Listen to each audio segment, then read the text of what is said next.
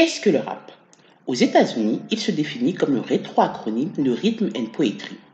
Les premiers MC accordaient leurs syllabes avec des beats en rythme et poésie. Né dans les quartiers défavorisés des grandes villes américaines dans les années 1970, le rap est rapidement devenu une forme d'expression pour ceux qui se sentaient marginalisés et ignorés par la société. Par ses textes poignants, sa musique percutante, il donne une voix à ceux qui n'en ont pas. C'est avant tout l'expression des sentiments et de ceux des autres, d'une vérité ou d'une envie. En 2021, le rap et les autres musiques urbaines, R&B, trap, drill, dominent de manière écrasante le paysage phonographique français. 30 ans après la sortie des premiers albums des pionniers français, IAM, NTM ou MC Solar, le rap et ses dérivés ont dominé sur les autres genres musicaux dans le cœur de la jeunesse.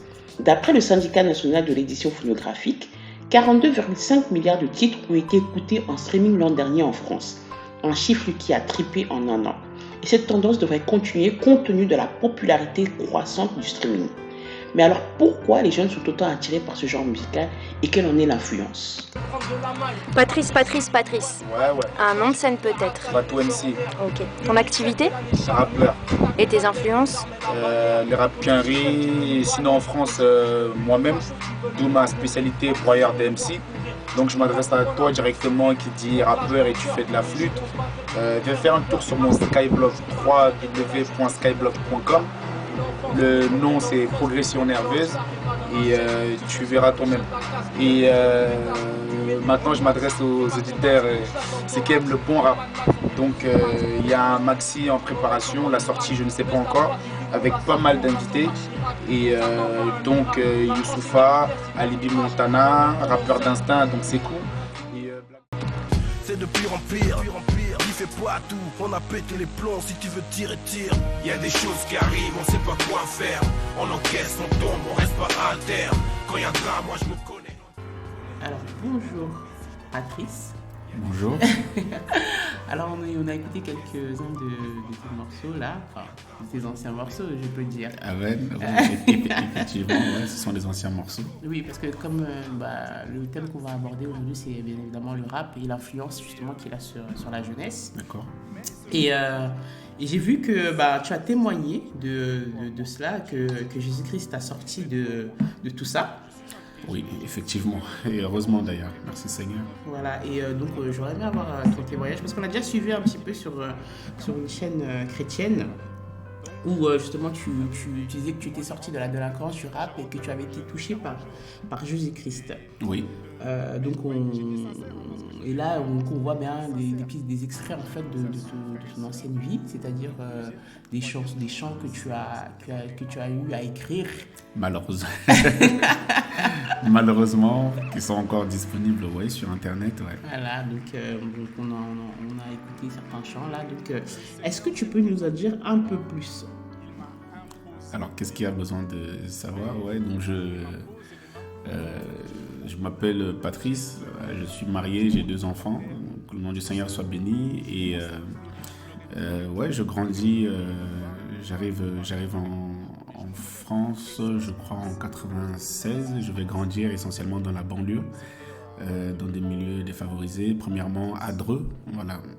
Premièrement à Dreux, ouais, si ma mémoire est bonne. Et ensuite, on va aller à Maison-Alfort. Et c'est à l'âge de 12-13 ans que je vais commencer, n'est-ce pas, à écouter du rap avec les groupes qui étaient à cette époque-là à la mode. Donc voilà. Donc, je suis tombé dedans malheureusement très tôt, si c'était pas favorisé avec les quartiers, le rythme de vie aussi. Donc voilà.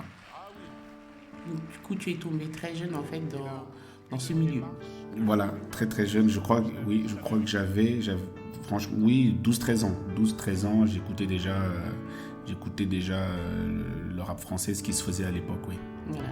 Et donc, notre interrogation aujourd'hui, comme je disais, c'est est-ce que le rap a influencé la jeunesse? Tu vois, donc on a eu à écouter, enfin, on va te faire écouter un peu une interrogation qui a été également donnée à certains rappeurs. D'accord. Voilà, qui répondent à cette interrogation. Et par la suite, toi aussi, tu vas nous répondre à cette interrogation par rapport à ton vécu et par rapport à comment toi tu vois les choses. Ok, Voilà. ok, cool. Donc on écoute l'extrait et après, tu me répondras.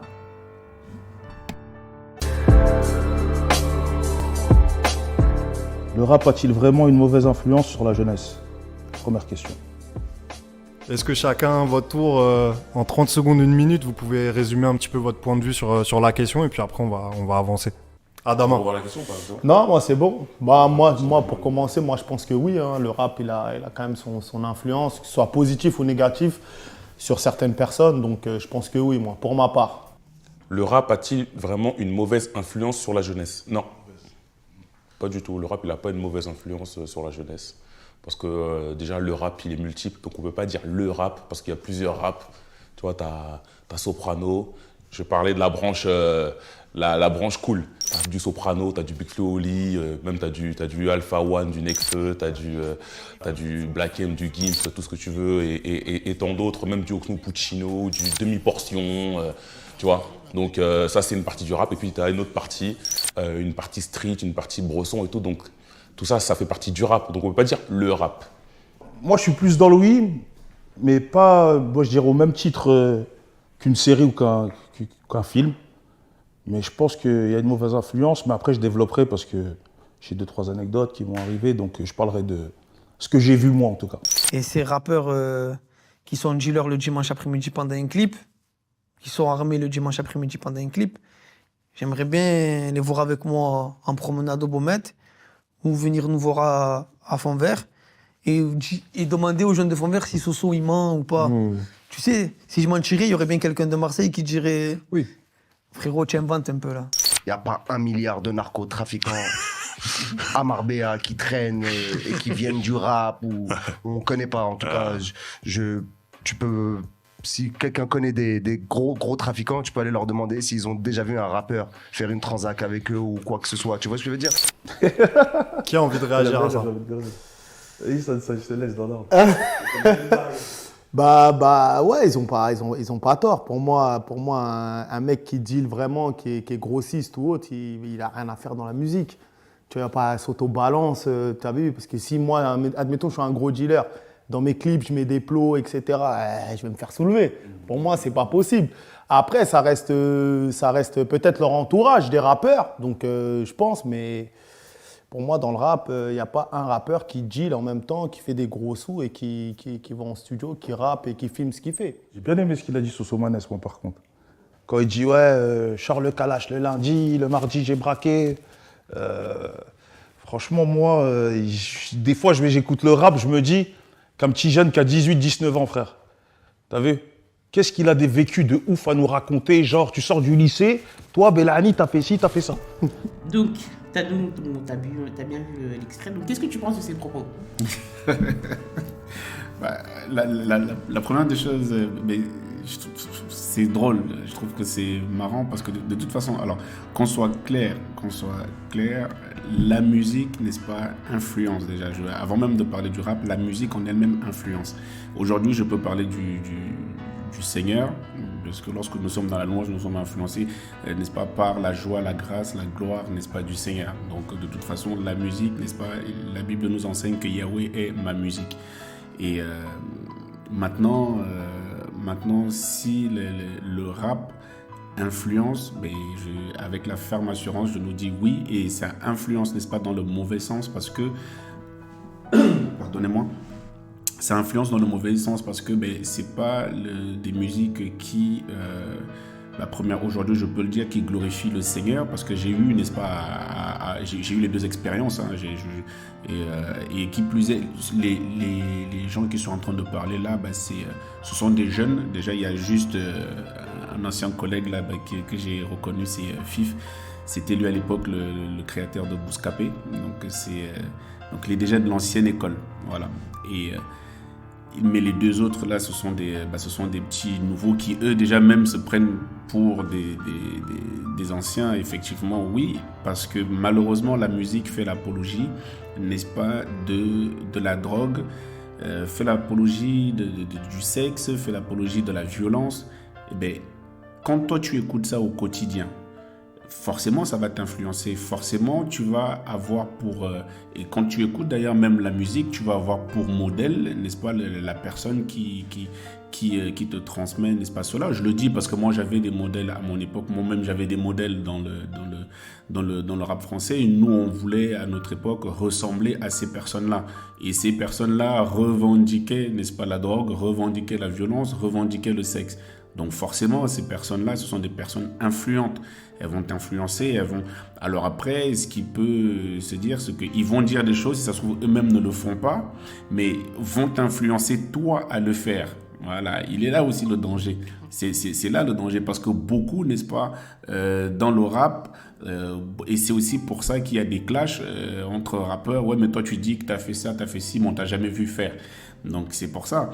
Donc oui, le rap influence, et je peux l'assurer fermement, n'est-ce pas, à faire des bêtises, dans le mensonge, dans n'importe quoi. Le rap est une musique influençable, oui. Et donc, oui, comme tu nous disais, que toi aussi, tu as été influencé par des artistes.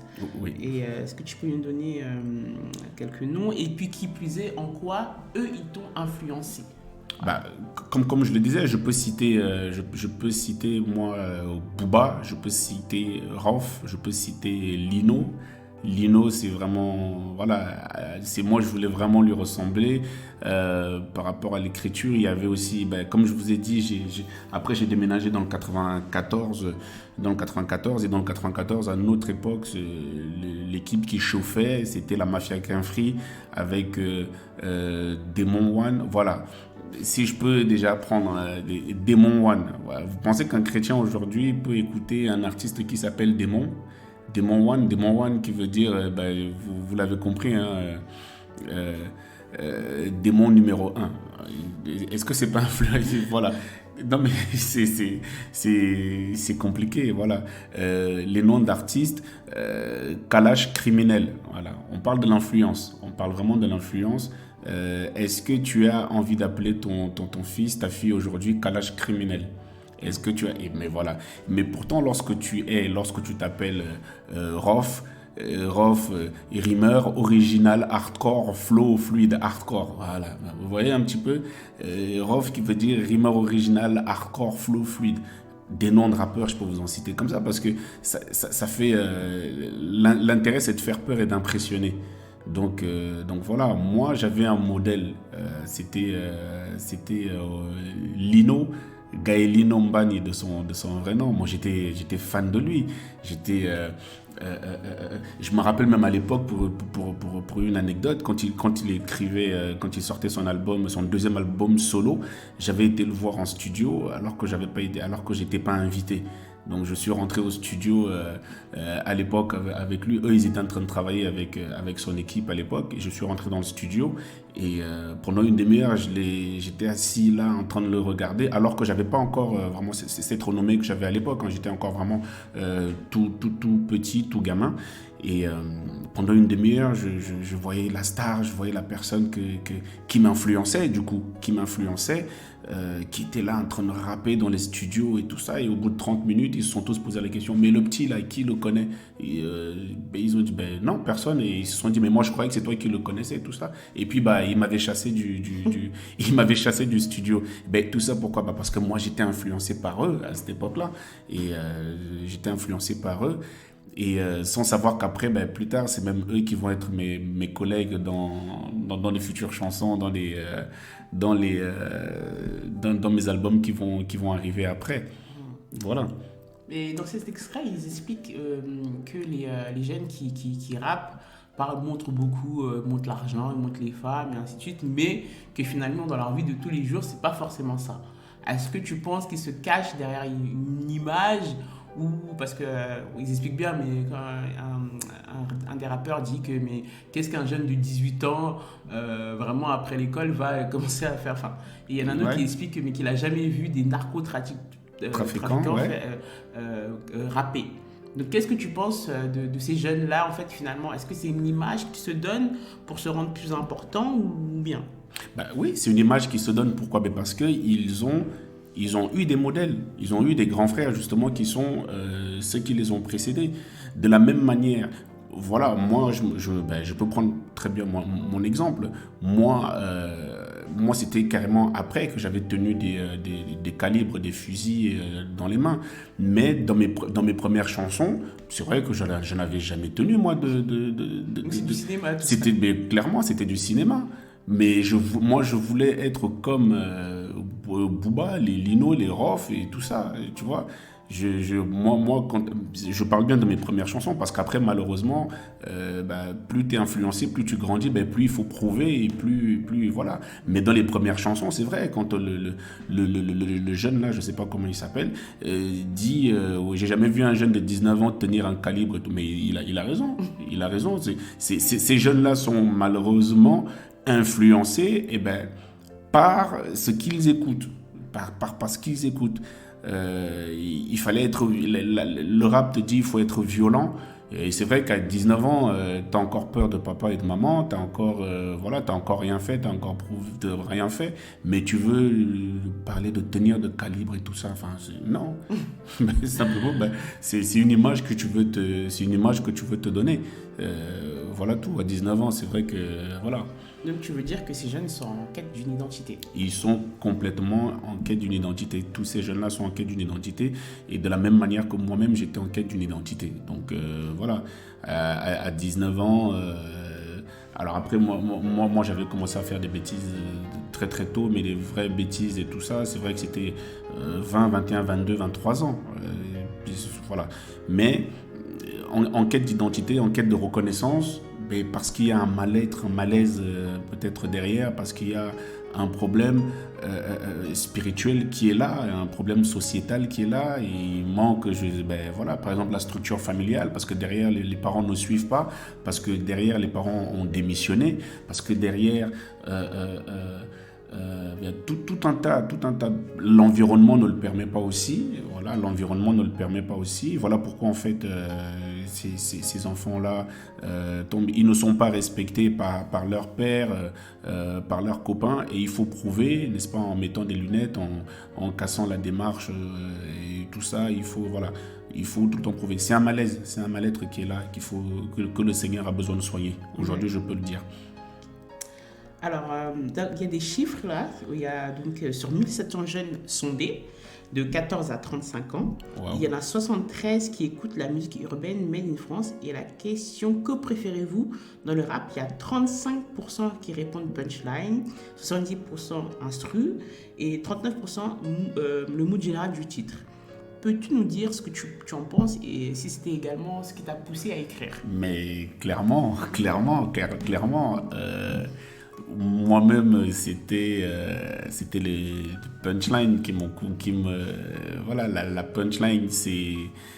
Mais tu peux nous expliquer ce que c'est la punchline parce que c'est vrai que c'est quelque chose, parce que l'écriture quand même, c'est présent dans le rap, parce que pour pouvoir chanter, il faut pouvoir écrire.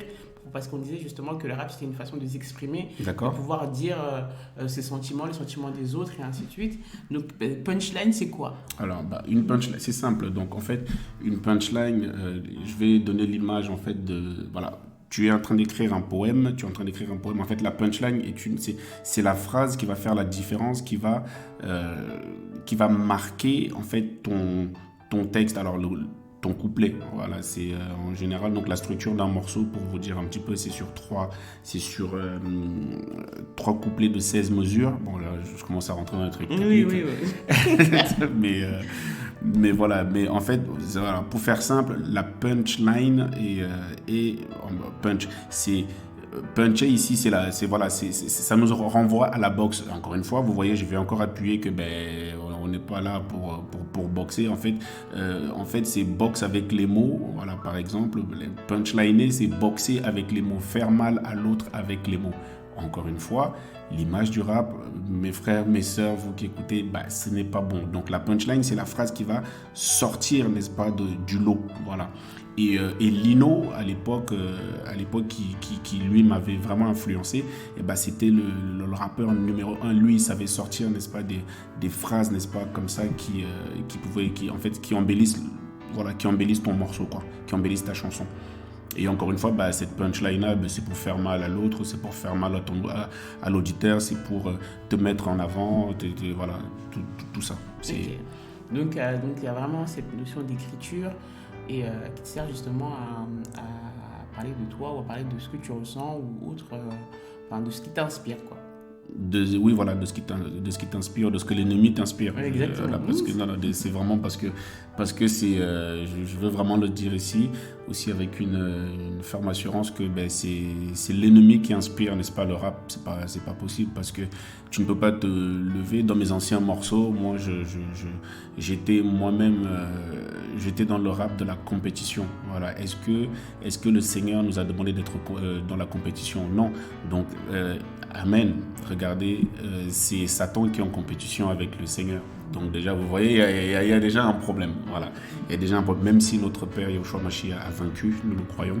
Et moi, j'étais dans le rap de la compétition. Donc je voulais être le meilleur dans l'écriture. Et ça s'appelle de l'ego trip. Voilà. Moi, j'étais dans ce ego trip. Ça veut dire gonfler ton ego et vouloir être le premier, vouloir montrer que tu es le meilleur, vouloir montrer que tu as le plus d'argent, tu as le plus de femmes. Mais ça ne peut même pas venir du Seigneur. Ça ne peut pas venir du Seigneur. Et donc, quand un jeune écoute ça, forcément, lui, il a envie de faire la même chose.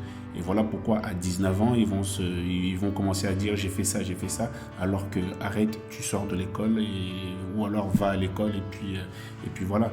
Le rap est une musique qui influence, mais dans le mauvais sens, clairement. Yahushua Mashiach et Jésus-Christ. Et voilà. Donc là, on a une petite surprise pour toi. Donc, c'est-à-dire que... Ça, c'est quoi ça? Ça, c'est quoi ça? Je vais pas rapper. Hein, Gloire au Seigneur. Gloire au Seigneur. C'est dommage de retourner dans ça. Amen. Non, mais on a un petit coup de fil à passer et tu vas nous dire qui c'est. D'accord. Et il va nous donner son témoignage par rapport à ta vie. C'est qui ça? Ah, c'est une surprise. Donc, on va l'appeler et par la suite, tu nous diras ton avis tout ce qu'il pense, par rapport à tout ce qu'il pense. Ok, très bien. Ah Louis, bonjour. Oui, bonjour, ça va? Oui, ça va. Alors, est-ce que tu peux te présenter? Oui, je m'appelle Sorel Chemin. Je suis le petit frère de Patrice. Ah, donc tu es le petit frère de Patrice. Donc, parce que toi, tu as eu justement à vivre à côté de lui, à regarder sa vie, son témoignage. Tu as été auprès de lui par rapport à tout ce qu'il faisait, par rapport au rap, par rapport à la délinquance. Est-ce que tu peux nous donner ton témoignage par rapport à sa vie et est-ce qu'il a pu t'influencer en fait dans tout ce qu'il a pu faire dans sa vie? Alors, Patrice, il faut savoir que c'était l'aîné de la famille. C'était quelqu'un de très turbulent par rapport à tout. C'était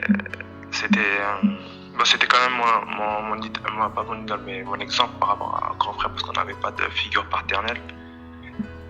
Donc on a vécu, on était trois frères dans le 94 à Mesalfort. Donc c'est mon frère vite qui s'est mis dans le rap, dans la délinquance pour pallier en fait ce manque de figure paternelle qu'on avait. Donc qu'est-ce que je peux dire par rapport à lui? Au départ c'était quelqu'un de très nerveux, très agressif. C'était quelqu'un qui aimait le rap, qui aimait la danse, qui s'était mis dans plusieurs choses, dans le football aussi en l'occurrence. Mais plus le rap parce que c'était là où il était un peu le plus doué. J'étais doué au football aussi, non? J'étais un bon footballeur aussi. Non, j'ai jamais été... Non, le football, non, c'était pas pour toi. Moi, le Barça, c'était pas pour moi alors. Non, pas du tout. Donc, oui, qu'est-ce que je peux dire par rapport à lui? C'était quelqu'un de très amour, mais en même temps très violent. C'était un peu compliqué à le comprendre. C'était quelqu'un de... C'était vraiment très compliqué de le comprendre. D'accord. Mais du coup, par rapport à sa vie, toi, et ton ressenti par rapport à ta vie aussi future, c'est-à-dire que quand tu le voyais, est-ce que tu avais envie d'être comme lui ou bien au contraire, c'était pas du tout le cas, ou est-ce qu'il t'a influencé dans ta vie, dans ta jeunesse à toi, en fait? Au départ, oui, je le voyais un peu comme un exemple parce qu'il était aimé de tous, il était très influent au niveau du quartier où on habitait. Mais après, en grandissant un peu plus, je me suis rendu compte que valait mieux pas suivre son exemple. Valait mieux pas suivre parce qu'il a fait beaucoup de bagarres, beaucoup de violence, beaucoup de choses qui me correspondaient pas, moi, en fait. Mais je l'ai suivi quand même, je l'ai suivi parce que c'était mon frère, simplement, mais je savais que ses choix, c'était pas les meilleurs à faire. Et du coup, ça m'a influencé au niveau des femmes, peut-être ça m'a influencé parce que je voyais qu'il collectionnait beaucoup les femmes. Je me disais que voilà, je voulais être comme lui par rapport à ça, mais sinon, pour le rap, j'ai jamais été intéressé par le rap, donc non, le rap, non. Et donc, sa figure de rappeur et des femmes qui étaient derrière lui, c'est ça, bon, toi qui t'intéressait le plus, quoi. Non, c'est pas ça qui m'intéressait le plus. Okay. Et du coup, aujourd'hui, parce que je sais que tu as dû suivre son témoignage, et puis nous-mêmes, il a dû t'en parler par rapport à son changement de vie. Alors, qu'est-ce que tu penses de son changement de vie? Moi, j'aime beaucoup parce que je sais que c'est quelqu'un. Patrice, c'est toujours quelqu'un qu'on a toujours été très très proche, malgré qu'il soit délinquant ou que maintenant qu'il soit dans l'évangile. C'est vraiment différent. Je peux dire qu'il y a rien à voir. C'est pas du tout la même personne. C'est pas du tout la même personne que j'ai connue, mais vraiment au niveau de plein de choses. Par exemple, au niveau de la violence, au niveau même du langage, au niveau de tout ça, quoi. C'est vraiment une autre personne et franchement, moi, je peux que être ravi parce que j'ai toujours voulu son bonheur et je suis super content que maintenant qu'il a évolué. Du coup, ça te donne envie aussi de suivre cette voie-là? Là, oui. Par contre, pas comme avant où je le voyais pas du tout comme un exemple, pas du tout comme un modèle à suivre, mais là, oui, beaucoup plus. Même conseil, même quand on parle, j'ai beaucoup plus l'oreille attentive parce que je sais que c'est quelqu'un maintenant de réfléchi, de posé, et je sais que c'est plus le même homme, quoi. C'est vraiment un homme maintenant, parce qu'avant, c'était beaucoup plus différent. Ok, je te remercie pour ce témoignage, Sorel. On va continuer l'interview avec Patrice. Et on te souhaite une bonne journée. Merci à toi aussi. Bonne journée à vous aussi. Alors, donc tu as dû écouter les témoignages de ton frère. Qu'est-ce que tu en penses? Il dit beaucoup de bêtises, mais ouais, vous voyez, hein, ça me touche déjà. Sincèrement, ça me touche de voir que mon petit frère ait vu le changement. Et ça revient encore, merci Seigneur, à ce qu'on disait. Vous voyez, moi j'étais influencé par les Booba Rof et tout ça. Et je ne savais même pas que j'influençais mon petit frère, finalement, vous voyez. Donc, c'est pour ça que je dis que... et moi, j'étais là, je rappais. Et il a lui-même il a pu le dire. Il m'a suivi jusqu'à un certain moment, jusqu'à ce qu'il grandisse en disant « Mais non, mais moi, je ne veux pas faire moi, je ne veux pas faire de rap. Je ne veux pas suivre ton exemple parce que c'était... » Et qu'est-ce qu'il a cité tout à l'heure? Il a cité quoi? Il a cité la violence, il a cité les femmes, il a cité la nervosité, mais voilà. Donc ça veut dire que je persiste et signe que cette musique n'est pas bonne, elle est bonne pour personne. Voilà. Vraiment, le rap n'est bon pour personne. Et la seule musique qu'il faut écouter, n'est-ce pas, c'est la louange, n'est-ce pas, que le Seigneur nous inspire. Moi, c'est vraiment ce que je peux dire et encourager les frères et sœurs, oui, à rester dans la parole et puis ceux qui écouteront ça. Mais je ne savais même pas que j'avais autant d'influence comme ça, négative en tout cas, auprès de mon petit frère. Et aujourd'hui, il me prend plus au sérieux. En fait, ce qu'il ne voit pas, alors il voit les fruits, n'est-ce pas? Mais ce qu'il ne voit pas, c'est le Seigneur derrière. C'est le Seigneur en fait qui est derrière tout ça. C'est le Seigneur qui est derrière tout ça en fait. C'est pour ça. En tout cas, je ne peux que bénir le Seigneur et l'encourager à se tourner vers le Seigneur. C'est vraiment encourageant. Voilà, c'est ce que je peux dire.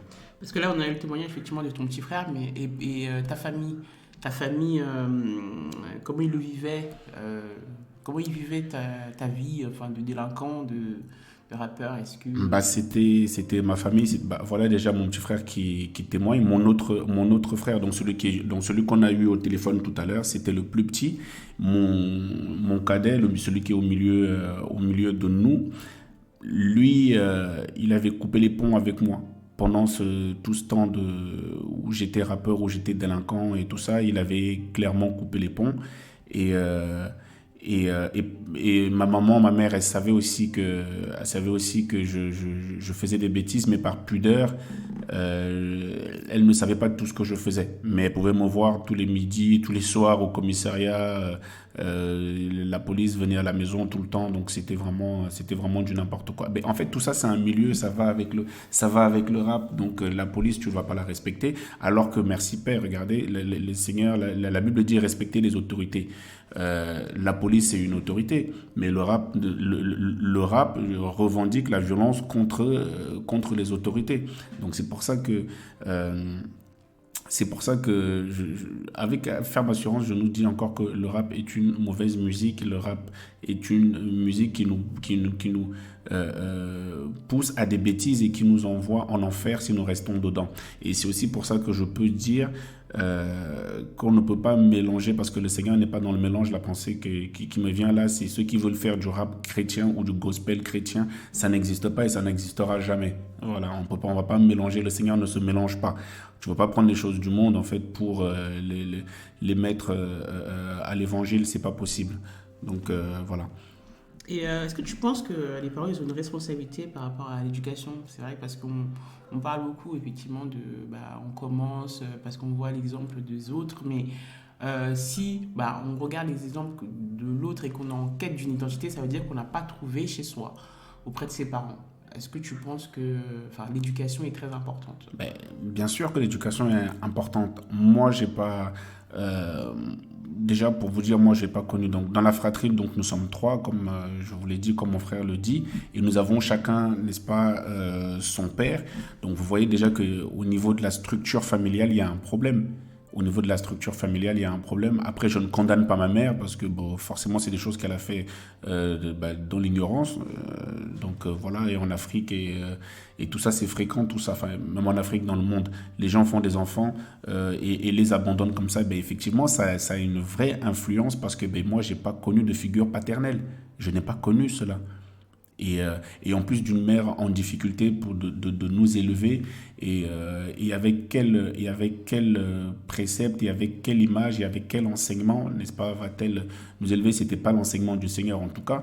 Et donc moi, je m'attachais sur les grands frères de la cité. Voilà, donc on avait des grands frères dans la cité. Et après les grands frères, n'est-ce pas, nous poussent à vendre de la drogue, dans laquelle aussi je suis tombé dans la vente et tout ça lorsque j'ai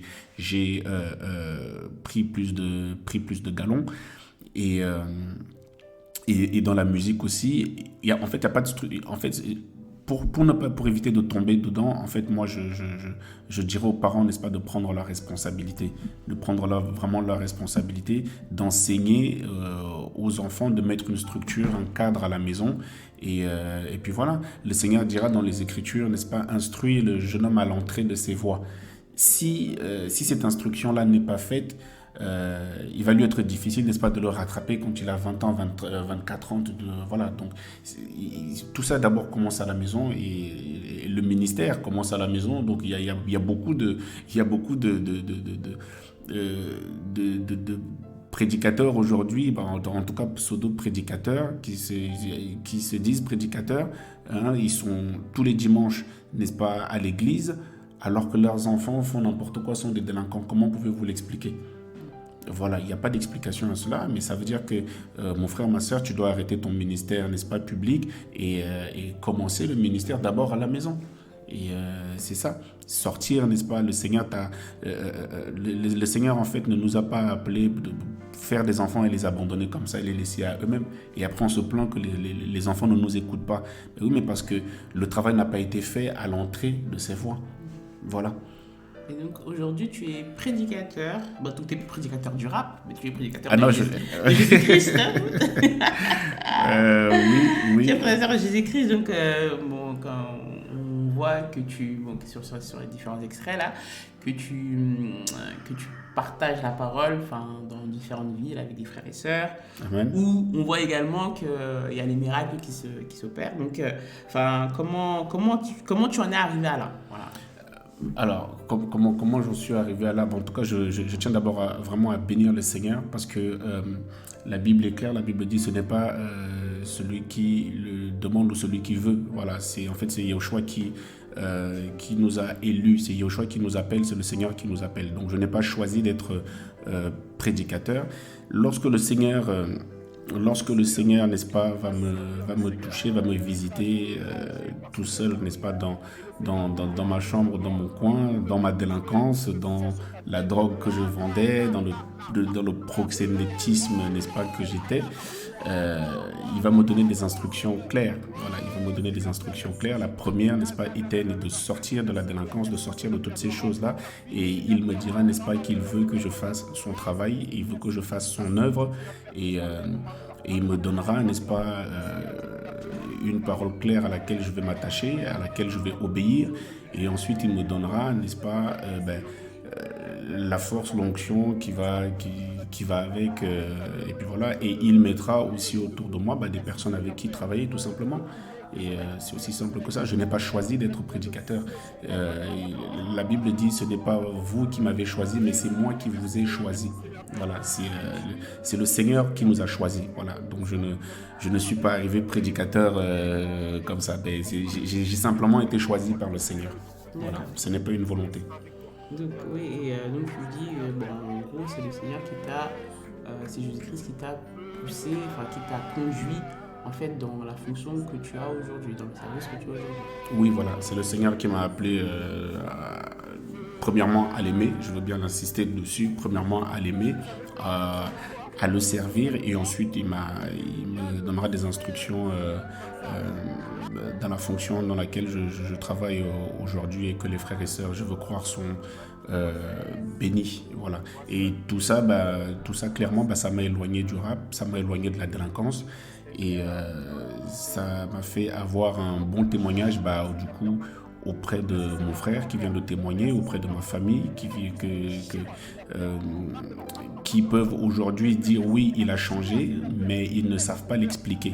Bon, après, on peut pas leur en vouloir, on peut pas en vouloir à la famille parce que en fait c'est parce que c'est comme quand on change, n'est-ce pas, comme ça, eux ils ne comprennent pas que c'est le Seigneur qui est derrière. Moi, lorsque le Seigneur m'avait touché, beaucoup de personnes pensaient que c'était que j'avais été dans une secte parce qu'ils se disent mais eux aussi sont chrétiens, mais eux ils continuent à fumer, mais en fait ils sont chrétiens de bouche. Voilà, ils se disent chrétien, mais chrétien veut dire comme Christ. Et je n'ai pas vu Yahushua fumer. Et aussi il parlera de disciples et on parlera de discipline. Le Seigneur est discipliné, et alors que ce monde vit dans le désordre. Voilà, donc il y a tout ça, il y a la parole des hommes et il y a la parole de notre Seigneur Yahushua HaMashiach qui est dans la Bible. Et après, quand on va encore en profondeur, on va même se rendre compte que même cette Bible-là a été malheureusement mal traduite, mal faite. Et voilà pourquoi il y a un travail abattu clairement qui est fait par des aînés dans la foi, par des pères dans la foi, qui abattent un travail énorme pour que les Écritures soient restaurées. Et voilà pourquoi simplement nous sommes traités de secte et nous bénissons le Seigneur pour ça. La famille ne comprend pas ça, la famille ne comprend pas que nous puissions prendre position et alors que c'est pour notre salut. Mais ce qu'ils voient, parce que le changement, n'est-ce pas, on voit les fruits aussi. Les fruits sont visibles parce qu'aujourd'hui, ils peuvent dire, le frère, en tout cas, Patrice ne vole plus. Patrice est marié, Patrice est posé, a des enfants, Patrice est réfléchi. Moi, ça m'a même touché d'entendre mon petit frère qui dit, aujourd'hui, j'ai envie de le suivre. Et alors qu'avant, il disait, non, moi, je ne voulais pas le suivre. Je suis vraiment touché par votre appel. C'est une belle surprise d'ailleurs que vous m'avez c'est une belle surprise que vous m'avez fait. En tout cas, que le nom du Seigneur soit béni. Voilà. Alors, dans une de tes prédications, sur une chaîne qui est sur le réseau là, tu as prêché sur Yahweh et ma musique. D'accord. Yahweh et ma musique, et tu disais que on ne pouvait pas être chrétien et faire du rap. Ouais. Parce que le rap chrétien existe aussi. D'accord. Et pourquoi ? C'est simple. On ne peut pas être chrétien et rappé. Je disais tout à l'heure que chrétien veut aussi dire comme Christ, comme Ouan, comme Yahushua Hamashiach. Est-ce que vous avez... Montrez-moi un seul verset où vous avez vu le Seigneur rapper. Montrez-moi un seul verset dans les Écritures où vous avez vu l'apôtre Paul et tous nos aînés, nos exemples que nous pouvons suivre aujourd'hui, tenir un micro et rapper. Il n'y en a pas. C'est en fait simplement qu'est-ce qui se passe. Ce sont ces jeunes justement qui ont entendu, n'est-ce pas, que le Seigneur existait, mais qui ne veulent pas lâcher, n'est-ce pas, simplement le rap. Ils ne veulent pas lâcher le monde. Donc ils pensent que c'est parce qu'ils vont dire Jésus alors qu'ils sont habillés casquette à l'envers et tout ça. Alors c'est pas un stéréotype, hein, vous voyez très bien que voilà, c'est simplement ils sont dans la religion et ils sont dans le mélange. Et le Seigneur n'est pas dans le mélange. Voilà, le Seigneur n'est pas dans le mélange. Dans ce cas-là, j'ai malheureusement que personne ne soit choqué. Lorsqu'on parle de rap chrétien, l'image que je peux aussi avoir, c'est lorsque je dis, mais dans ce cas-là, on n'a qu'à faire de l'impudicité chrétienne. On n'a qu'à mélanger. Voilà, on n'a qu'à faire du, pardonnez-moi, je vais être cru, on n'a qu'à faire du porno chrétien. Où est le problème ? Mais parce que tout ça, c'est le péché. Le rap, c'est du péché. Le rap, c'est une musique qui ne glorifie pas le Seigneur. La pornographie, ce sont des pratiques qui ne glorifient pas le Seigneur. Mais dans ce cas, juste ce qu'ils ont dit, chrétien, rap chrétien. Voilà. Ils ne sont pas sortis du monde. Ils ne sont pas sortis du monde. Ils ne sont pas sortis du monde, ces jeunes-là. Et effectivement, moi qui étais rappeur, mais quand le Seigneur, n'est-ce pas, quand le Seigneur m'a appelé, pourquoi le Seigneur ne m'a-t-il pas dit, reste dans le rap, mais simplement parle de moi. Voilà. Le Seigneur m'a dit, tu sors de tout ça. J'étais, n'est-ce pas, en plus, quand le Seigneur m'avait appelé, j'étais en train de préparer mon deuxième album.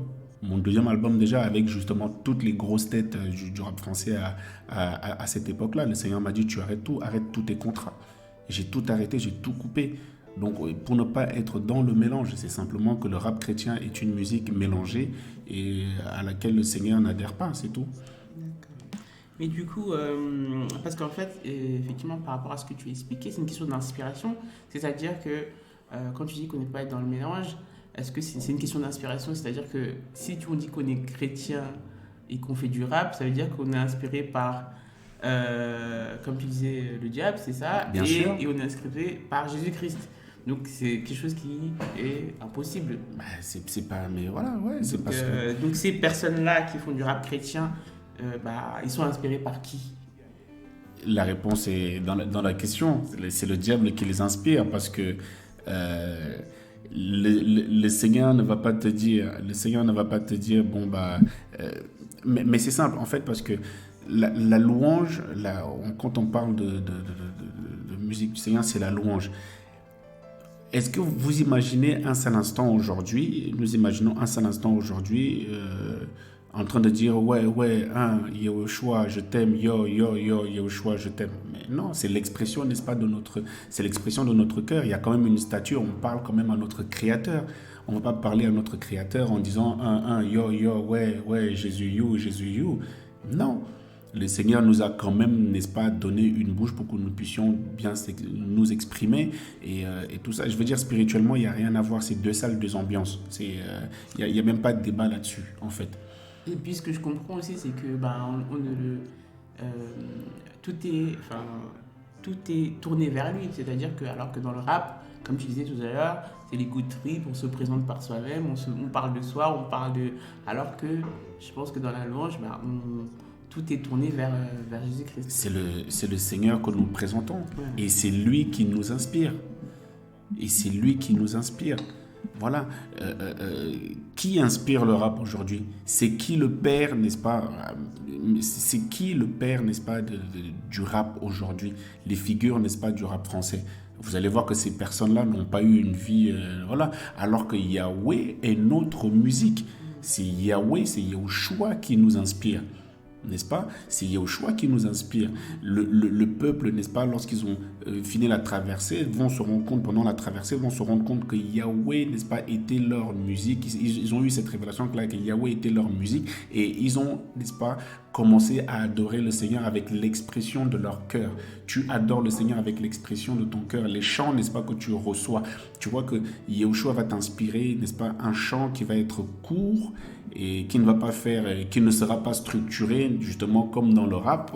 Voilà, il faut 3 mesures, un refrain de 8 et tout ça, alors que Yahweh peut t'inspirer un seul mot, mais qui va bénir, qui va te bénir, qui va bénir le Seigneur et qui va bénir la personne qui l'écoute, et ça va être rempli d'onction, rempli de sa gloire, rempli, n'est-ce pas, de sa présence, parce que c'est lui qui te l'aura inspiré.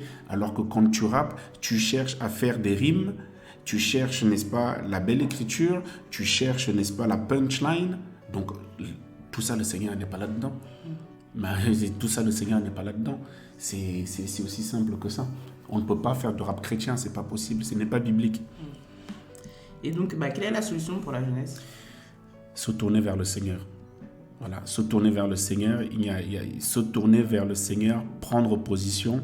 Pour la jeunesse aujourd'hui, il faut simplement se tourner vers le Seigneur et se rendre compte que, et se dire aussi que, merci Seigneur, il faut se dire aussi que c'est encore possible. Voilà pourquoi, n'est-ce pas, parce que beaucoup de jeunes aujourd'hui se disent, mais ce n'est plus possible, moi il me reste que le rap, ce n'est plus possible, tout ça. Mais je veux, moi, dire à quelqu'un aujourd'hui, c'est encore possible, voilà, de se tourner vers le Seigneur, parce que c'est, et si tu aimes la musique, mais mon frère, tourne-toi vers le Seigneur et puis viens le louer, simplement. Viens le louer sérieusement et gratuitement d'ailleurs, parce que dans le Seigneur, on ne te demandera pas un cachet pour pouvoir louer le Seigneur. Donc si tu aimes la musique, c'est que peut-être c'est le fardeau que le Seigneur t'a donné, viens adorer le Seigneur dans la sanctification, viens adorer le Seigneur dans la vérité, viens adorer le Seigneur dans la vérité. Et tout ça, c'est pas un péché que d'aimer la musique. Mais maintenant, c'est un péché, n'est-ce pas, de rapper et de dire tout ça, parce que c'est une musique qui influence et qui te tire vers le monde, et puis c'est tout. Donc la solution, c'est Yahushua HaMashiach, Jésus-Christ de Nazareth, lui qui m'a sauvé et qui, je veux croire, veut aussi sauver, n'est-ce pas, son peuple. Il a un reste. Et pour finir, dans la Bible, le verset de 2 Timothée 3,16 qui dit « Toute écriture est inspirée d'Élohim, utile pour la doctrine, pour la conviction, pour la correction, pour l'éducation dans la justice, afin que l'humain d'Élohim soit complet, accompli pour toute bonne œuvre. » Est-ce que tu peux faire une corrélation entre ce verset, ta vie et le rap? On parle d'écriture, on parle d'inspiration, on parle de correction. Donc, est-ce que tu peux... le rap, déjà, c'est magnifique parce que... Waouh, alors... Et donc, toute écriture est inspirée d'Élohim. Donc déjà, toute écriture, il s'agit ici de la doctrine de notre maître qui est inspirée. Alors que lorsque moi, je rappelais, ce n'était pas du tout inspiré par le Seigneur, je ne le connaissais pas. Voilà, donc c'était Satan qui m'inspirait. Et utile pour la doctrine, pour la conviction, pour la correction. Moi, lorsque je rappais, je n'étais pas corrigé et je ne corrigeais personne, alors qu'aujourd'hui l'écriture, la parole, les louanges me corrigent. Je suis corrigé par le Seigneur, corrigé, n'est-ce pas, des fautes que j'ai faites en étant rappeur. Voilà, je suis corrigé par les fautes que je faisais en étant rappeur. Et pour l'éducation, mais voilà, le rap n'éduque personne. Le rap n'éduque personne, le rap t'enfonce. Le rap t'enfonce. Et alors que le Seigneur nous éduque. C'est magnifique ça, le Seigneur nous éduque. Voilà. Et dans la justice, voilà, dans le rap, il n'est pas question de justice, il est question de se montrer, afin que l'Élohim, n'est-ce pas, l'humain d'Élohim soit complet. Quand tu restes dans le rap, il va te manquer quelque chose. Il manque forcément quelque chose. Voilà pourquoi tu vas chercher le bonheur, tu vas te mettre à rapper, mais tu vas te rendre compte que même quand je rappe, je suis encore vide. Et voilà comment, n'est-ce pas, tu vas prendre un autre compagnon, croyant que c'est lui qui va te n'est-ce pas, combler, à savoir la drogue. Et tu vas te rendre compte que non, la cigarette, tu vas te rendre compte que non, l'alcool. Mais lorsque tu viens, n'est-ce pas, au Seigneur, tu es tellement rempli, tu es tellement corrigé, tu es tellement complet, n'est-ce pas, qu'il n'y a même plus de place pour la drogue dans ta vie. Voilà, il n'y a plus de drogue, il n'y a plus de place pour la drogue et tu seras complet, accompli pour toutes bonnes œuvres. Et les bonnes œuvres, tu ne vas pas les avoir dans le rap. Les bonnes œuvres, tu ne les auras pas dans le rap. Le rap t'apprend à gonfler ton ego. Le rap te dit il faut tenir un calibre, un fusil. Le rap te dit il faut vendre de la drogue. Le rap te dit il faut avoir 3 femmes, 4 femmes. Yehoshua va te dire j'ai une princesse pour toi. Voilà, il a réservé une épouse pour toi. Yehoshua, n'est-ce pas, te demande en mariage, n'est-ce pas, en te disant, crois au Seigneur Yehoshua et tu seras sauvé, toi et ta famille. Yehoshua a des belles, n'est-ce pas, paroles, des promesses, n'est-ce pas, pour toi, pour nous, pour moi, pour chacun d'entre nous. Moi, je suis heureux aujourd'hui d'avoir donné ma vie au Seigneur et je ne retournerai jamais dans le rap français et j'appelle vraiment la jeunesse à faire marche arrière et c'est encore possible. Voilà. Ben, merci pour ce témoignage, pour cet échange. Oui, effectivement, on voit que tu es heureux, hein, parce que on voit la différence quand même entre ton interview là qu'on a vu en extrait et aujourd'hui, effectivement, dans ton langage. Et on continue dans ta voix. Et vraiment, on te remercie pour cet encouragement pour la jeunesse. Et que vraiment le Seigneur soit glorifié. Alléluia. Merci Seigneur.